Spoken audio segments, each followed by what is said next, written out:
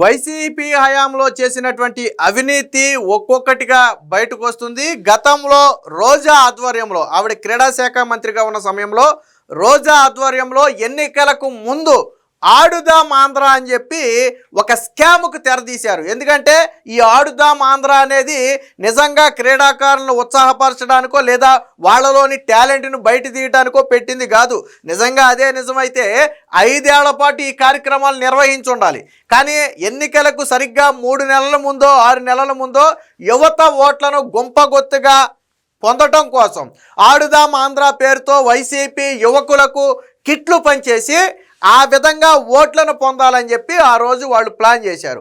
దీని మీద కూటమి ప్రభుత్వం వచ్చిన తర్వాత అనేక మంది ఎమ్మెల్యేలు ఇది భారీ స్కాము, దీని మీద విచారణ చేయాలని చెప్పి ప్రభుత్వానికి విన్నవిస్తే ఆ విన్నపంతో విజిలెన్స్ విచారణకు ఆదేశిస్తే దాదాపుగా విజిలెన్స్ అధికారులు నిన్న ప్రభుత్వానికి నివేదిక సమర్పించారు. ఎన్ని పేజీలు ఇచ్చారో తెలుసా?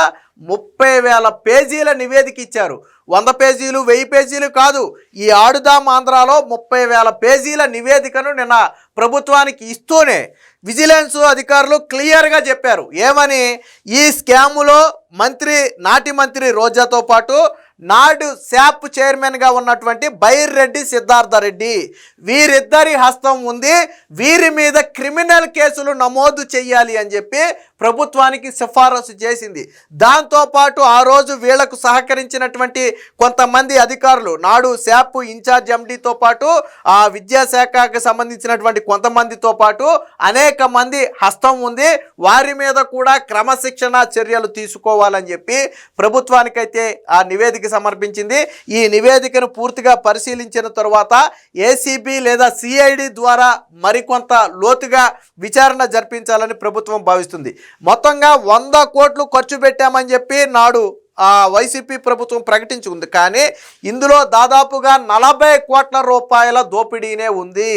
ప్రతి చోట కూడా అవినీతి అక్రమాలే కనపడ్డాయి. ఈవెన్ క్రీడాకారులకు ఇచ్చినటువంటి ఆట వస్తువులు మొదలుపెట్టి వారికి కల్పించినటువంటి వసతుల వరకు అన్నిటిలో కూడా భారీ స్కామ్. 10,000 రూపాయల ఖర్చు దగ్గర 20,000 రూపాయలు చూపించారు. 1,00,000 ఖర్చు దగ్గర 2 లక్షలు చూపించారు. ఇందులో ఇంకొక కొసమెరిపేంటో చెప్పనా? చివరిలో ఈ క్రీడల్లో విజేతలుగా నిలిచిన వాళ్ళందరూ కూడా వైసీపీ కార్యకర్తలే. అంటే సాధారణ క్రీడాకారులు ఎవరు కూడా ఈ క్రీడల్లో పాల్గొనలా. నిజానికి ఈ క్రీడలకు ఆదరణ రాలా. గతంలో అప్పట్లోనే మనం కొన్ని వీడియోలు కూడా చేసుకున్నాం.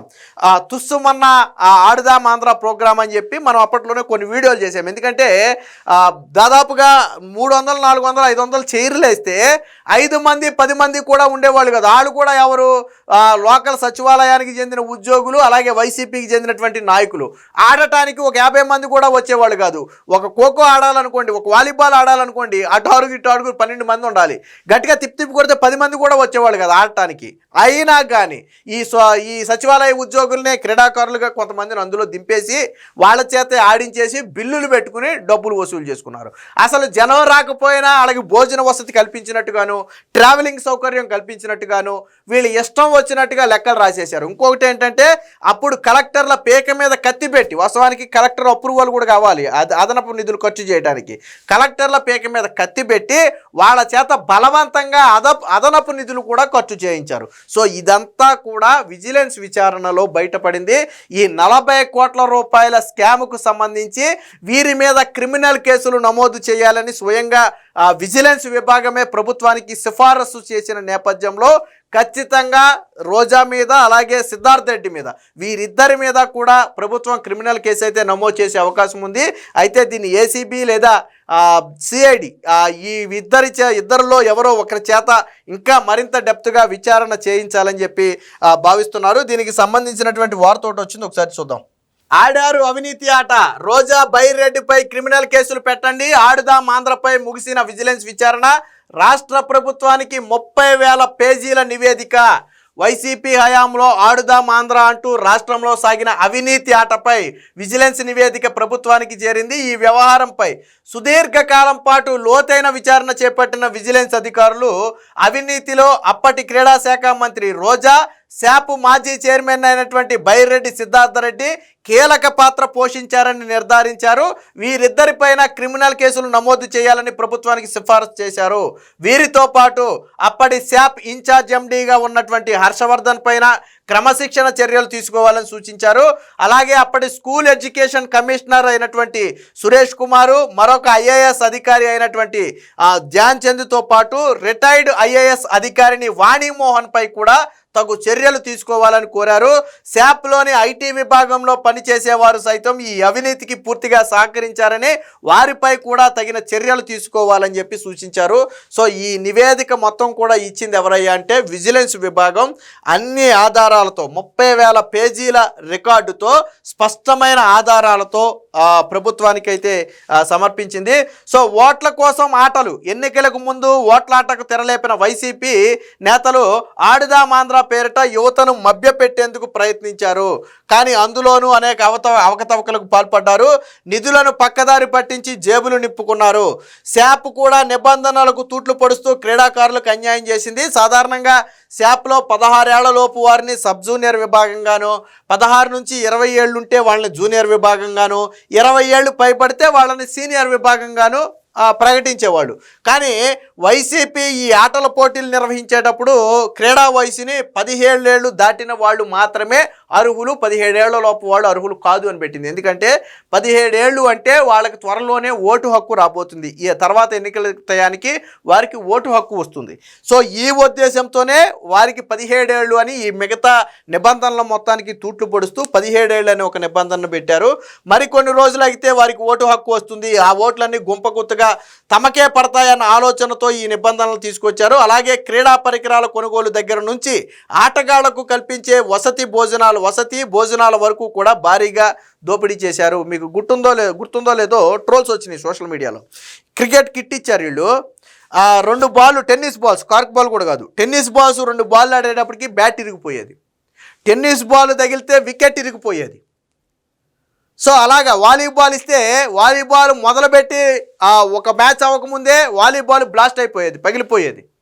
అంటే అంత నాసి రకం వస్తువులు ఇచ్చారు. ఇందులో కూడా మళ్ళీ రాజకీయం ఎలా అంటే ప్రతి వస్తువు మీద కూడా జగన్మోహన్ రెడ్డి బొమ్మ, నాడు ముఖ్యమంత్రి జగన్మోహన్ రెడ్డి బొమ్మ. ఎందుకు? ఇది రాజకీయ ప్రచారానికి ఉపయోగపడుతుంది. ఒక పక్కేమో క్రీడల పేరుతో దోచుకోవచ్చు, మరో పక్క పొలిటికల్ క్యాంపెయినింగ్ కూడా నడిచేస్తుంది. ఇక్కడ ట్విస్ట్ ఏంటంటే ఈ కిట్లన్నీ కూడా ఎవరికి ఇచ్చుకున్నారంటే వైసీపీ కార్యకర్తలకు ఇచ్చుకున్నారు. నిజమైన క్రీడాకారులకు ఇవ్వాల, ఇచ్చినా ఉపయోగపడవనుకోండి. నిజమైన క్రీడాకారులకు ఇవ్వాల, ఎవరికి ఇచ్చుకున్నారు? వైసీపీ కార్యకర్తలకు ఇచ్చుకున్నారు. సో ఇది కూడా ఎప్పుడు బయటపడిందంటే విజిలెన్స్ విచారణలోనే బయటపడింది. అది కూడా చూద్దాం.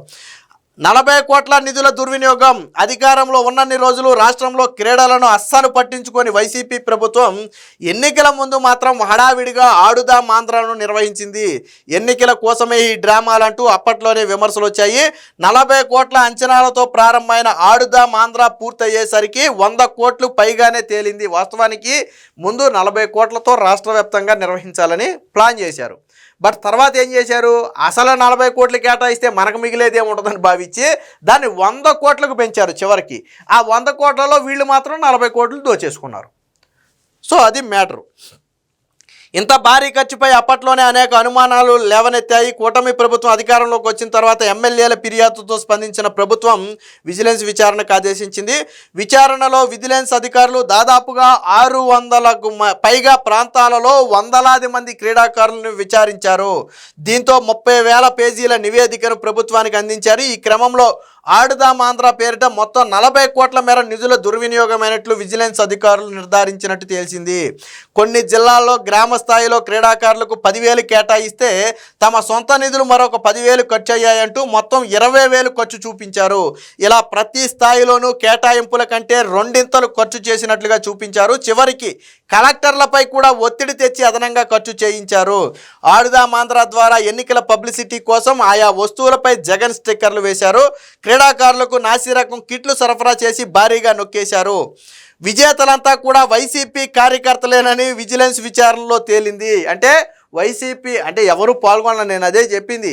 వైసీపీ నాయకులే కొంతమంది యువకులను తీసుకొచ్చి వాళ్ళనే క్రీడాకారులుగా చూపించి అసలు పోటీ పడకపోయినా సరే ఏకగ్రీవంగా వాళ్ళనే విజేతలుగా ప్రకటించేసి వాళ్ళకి ప్రైజ్ మనీలు ఇచ్చినట్టుగాను గిఫ్ట్లు ఇచ్చినట్టుగాను ట్రోఫీలు ఇచ్చినట్టుగాను సృష్టించేసి భారీ స్థాయిలో దోపిడీకి పాల్పడ్డారు. ఏది ఏమైనా మొత్తంగా రోజా పాపం అయితే పండింది. అటు రోజాతో పాటు బైరెడ్డి సిద్ధార్థ రెడ్డి కూడా ఈ పాపంలో పాలు పంచుకున్నాడు.